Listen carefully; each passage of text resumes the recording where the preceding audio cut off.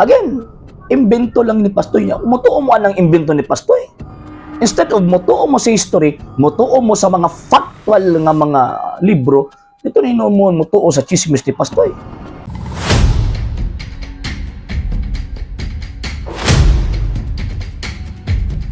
Maayong adlaw kaninyong tanan ana sa kini ang inyong katuang programa sa TV Apollo.Govt ug Panguluhan ug Pangunahan sa Lay Catholic Apollo International. Sir Argeseno, uban ko ninyo sa kadali lang nga panahon aron na panagisgot sa mga butang nga may kalambigitan sa atong pagtuong Katolika. Nakitay tagaan nga reaksyon karong panahona and kining reaksyon gikan sa comment section. And gusto lang nako nga tagaan og pagtin-aw kay lisod kaayo nga ang bakak balik-balikon ganina alang ni abtong mga wala masayod daw mahimo ning gitawag og tinuod. Apan nyo na pa magpasalamat una ko sa mga igsoon natong mga Katoliko nga kanang nagatabod nagasuporta sa itong programa.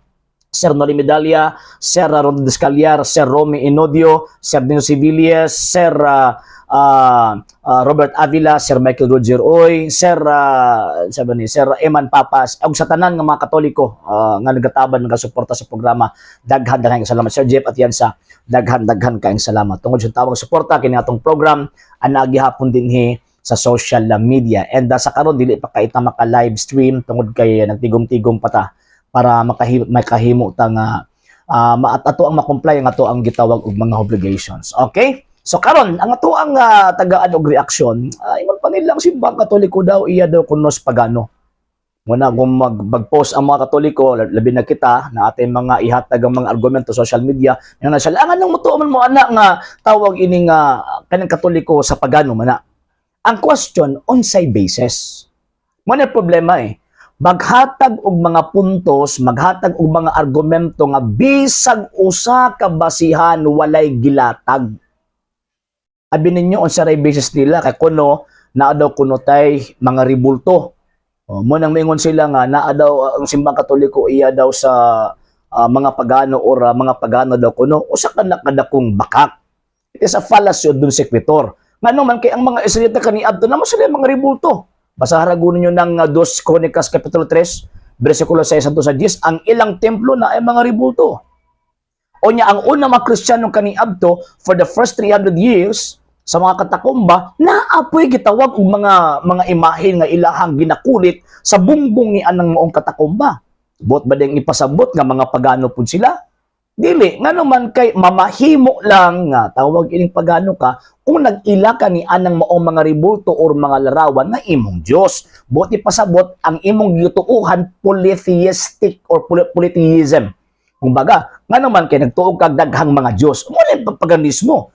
Pero ang pagtuo sa Santa Iglesia Katolika Apostolika Romana, klaro ka na. Now this is the Catholic faith. We worship one God. So therefore, kanang mingon sila nga ang Iglesia Katolika Apostolika Romana pagano binutbot na.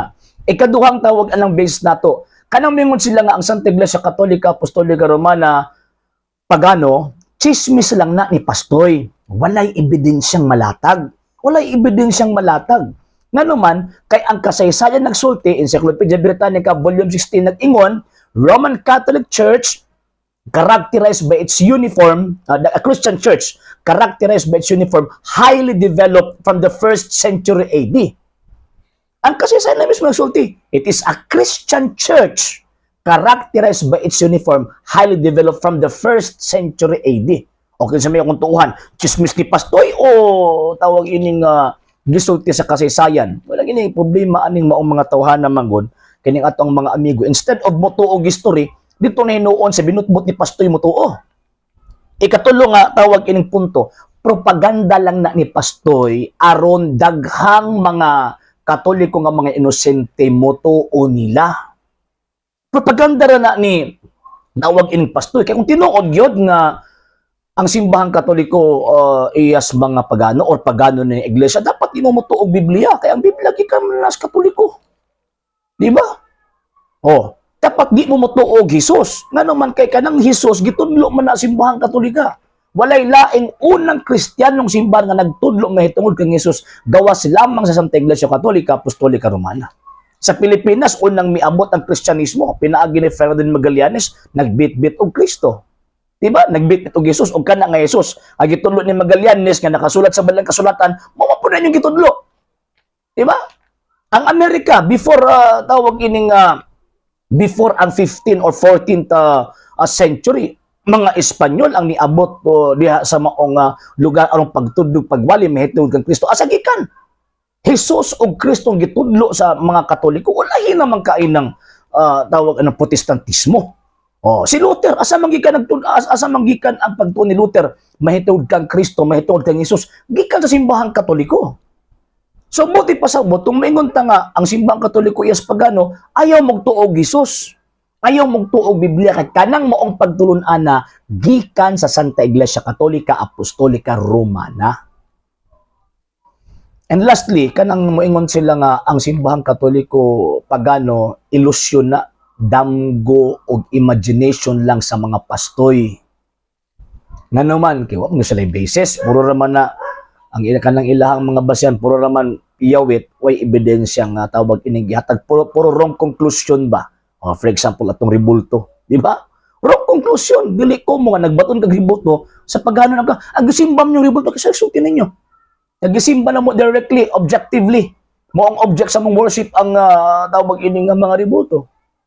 Again, imbento lang ni Pastoy niya. Mutuo mo anang imbento ni Pastoy. Instead of mutuo mo sa history, mutuo mo sa mga factual nga mga libro, dito nino mo mutuo sa chismis ni Pastoy. Maka-impyerno na mga sir ug mga mamo na ay mong kumpiyansa. Kahit mo si Pastoy manudlo, sigurado gyud ta. Anang ato ang kalag na impyerno. Sa hindi pa po nakapag-follow sa mga pages po natin, i-follow nyo po yung mga pages po natin, RJ Horolanciano II.TV, Argumento page, Kuya Apologies TV page, and RJ's Vlog 2022. And pwede rin po kayo mag-send po dyan ng Facebook stars. And also, sa atin po mga channels, sa hindi po nakapag-subscribe, i-subscribe po ninyo yung mga channels natin, Dalay Catholic, Apologies International Official, RJ Sanado II.TV, Kuya Apologies TV, and Barrio Kawayan Religious Forum. And pwede rin po kayo mag-send po dyan ng super sticker, super chats, and super thanks. And maraming salamat po sa mga kapatid at mga Katoliko na ulis pong tumutulong sa programa po natin. Maraming salamat po. Nang dahil po sa tulong at suporta po ninyo, ang programa po ito, until now, andito pa rin po sa social media. And until now din po, nangangailangan pa rin po tayo sa tulong at suporta po ninyo dahil wala po kami magagawa rito mga sir, mga ma'am, kung wala po yung tulong at suporta po ninyo. Sa gusto pong tumulong, sa gusto pong sumuporta, pwede po ninyong ipadala ang tulong at suporta po ninyo sa pamamagitan po ng ating mga account numbers dyan po sa ating pong screen. And pwede niyo po kaming i-message sa ating pong page kung via remittance po yung papadala po ninyo. Maraming salamat po in advance.